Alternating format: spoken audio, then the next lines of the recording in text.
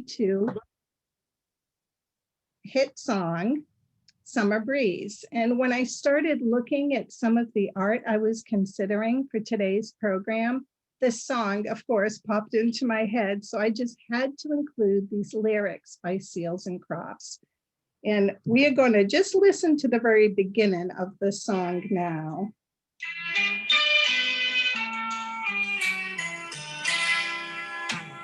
See the curtains hanging in the window in the evening on a Friday night.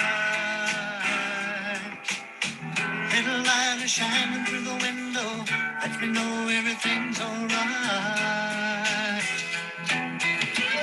Summer breeze makes me feel fine. Hello. Blowing through the jasmine in my mind. Hello. Yes, they can hear me. So hi there, welcome. Hi, welcome. Hi. Glad to have you. Thank you. Yes. We just got started with the program, so Siobhan, relax and enjoy. Yeah, welcome. Welcome. A good summer breeze definitely makes me feel fine. Hasn't it been incredible to get outside again, to see things growing, to feel the warmth of the sun on our entire face? Amazing. I know this rain today might seem like a bit much, but the flowers and our lawns are going to be very happy. Let's visit with our first artist now. So artist George Serra took to heart the color theorist notion of a scientific approach to painting. He believed that the painter could use color to create harmony and emotion in art, much in the same way that a musician uses variation and counterpoint to create harmony in music. Here is a slide of one of his most famous works. This hangs at the Chicago Art Institute. And what you're looking at here are some details of one figure from a painting, La Parade du Cirque, and I do not speak French, so I apologize for my mispronunciation, circus sideshow. When you look at the picture on the left here, it may be difficult to even see what it is. It's part of a man's face. Serra's method of painting is called pointillism, but you can see that it's not really just dots. There are dabs and brush strokes underneath, combined with the dots that come together to create a painting. You can also see that he's using many colors to create this one man. So on the right-hand side, here's the figure that we're looking at. Here is in the middle, a close-up, and then a super close-up right here. Serra was using all of the available knowledge of color and light when he did these works. So we're going to hear now from a curator at the Metropolitan Museum of Art in New York, and that is where this painting hangs. It was originally inherited by Serra's mother and then bequeathed to the Met in 1960. This is about 2 minutes long.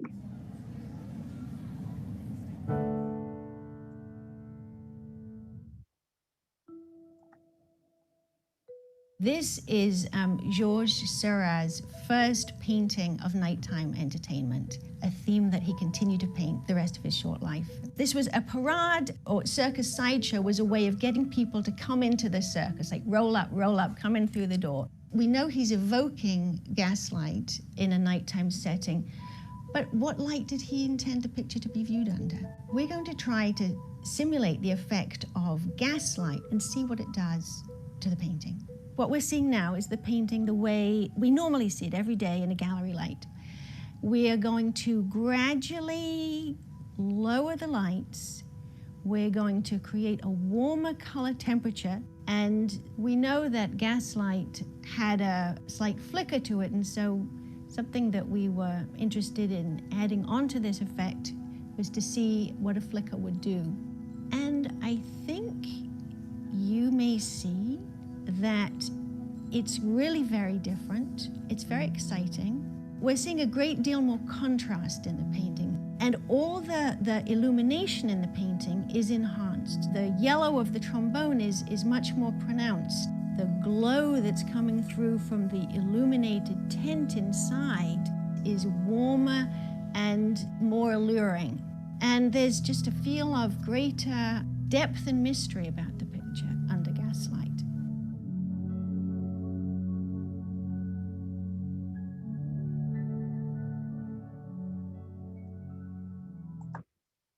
So a very quick spot from that curator, but I was really fascinated. Whoops, let's see if I can move on. I was really fascinated by their use of going back to how the painting would originally have been seen under gaslights, which is amazing. We're going to focus on one of Serra's paintings together in a minute, but I just have to share this gorgeous self-portrait with you. The drawing on the left is done with Conte crayon, which is almost like a pastel, but waxier and harder. So there's less dust and the artist has more control. And here you can really see Serra's interest in light, can't you? And here are a couple of more examples so you can see what I mean. Aren't they just magical? I love the softness of the edges and also the light and dark contrast. They're just stunning. Many of us in the art world are completely smitten by Serra's beautiful drawings, and I'm happy to send Beth a link after this program so that you can look at some more of them. I'll send that off to her. But now it's time for us to look at a painting together. And we're going to use a technique called visual thinking strategies, or VTS for short. So I'm going to ask a question and then would love to hear from some of you. Please help me out by just having one person at a time speak so that we can hear each other. It's challenging for me to see raised hands when I'm screen sharing. So I would love it if you would just unmute and then join in when you hear a quiet space. And my question to you is, what's going on in this picture? Faith Ringgold is an American painter, writer, mixed media sculptor, performance artist. She's best known for her narrative quilts. She is 90 years old, or 90 years young, as I like to say, and she lives in New Jersey. She is currently, yes, currently working on a series of celebratory paintings of, as she calls it, lively elderly people. Old people don't always act like old people, is what she says. What I am saying to people my age is to let yourself continue. I love her spirit.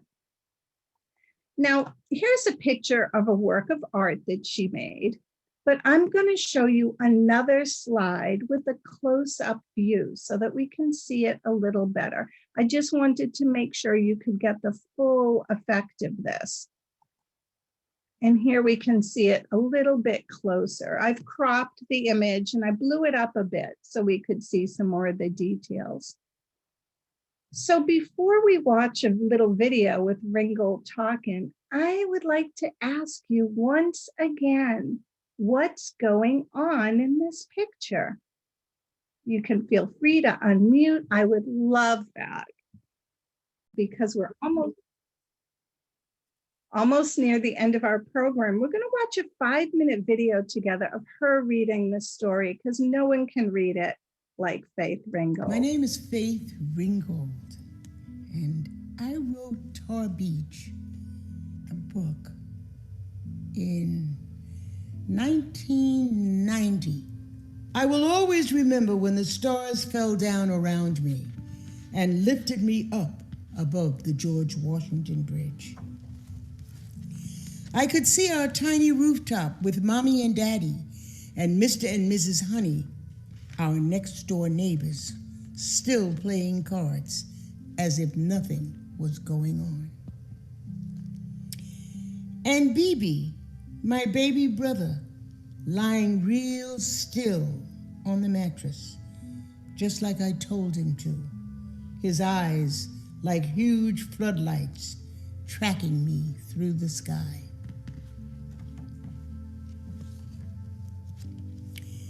Sleeping on Tar Beach was magical. Lying on the roof in the night with the stars and skyscraper buildings all around me made me feel rich, like I owned all that I could see. The bridge was my most prized possession. Daddy said that the George Washington Bridge is the longest and most beautiful bridge in the world, and that it opened in 1931 on the very day I was born. Daddy worked on that bridge, hoisting cables. Since then, I've wanted that bridge to be mine.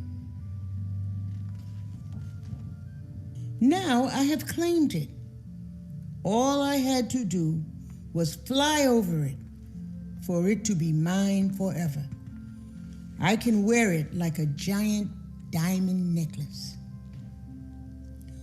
Or just fly above it and marvel at its sparkling beauty. I can fly. Yes, fly. Me, Cassie Louise Lightfoot, only 8 years old and in the 3rd grade, and I can fly.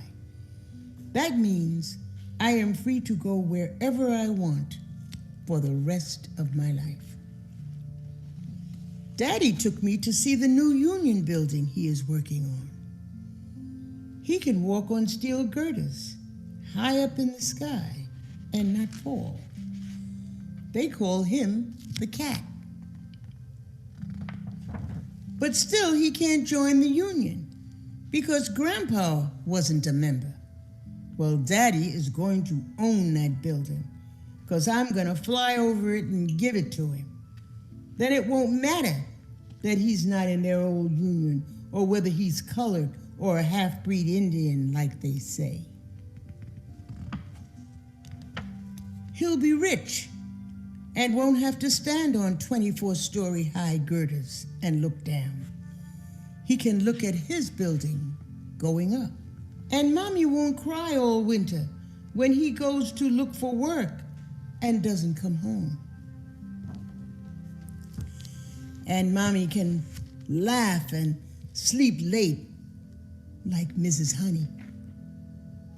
And we can have ice cream every night for dessert. Next, I'm going to fly over the ice cream factory just to make sure we do. Tonight, we're going up to Tar Beach. Mommy is roasting peanuts and frying chicken, and Daddy will bring home a watermelon. Mr. and Mrs. Honey will bring the beer and their old green card table. And then the stars will fall around me, and I will fly to the Union Building. I'll take BB with me. He has threatened to tell Mommy and Daddy if I leave him behind. I have told him it's very easy. Anyone can fly. All you need is somewhere to go that you can't get to any other way. The next thing you know, you're flying among the stars. The end.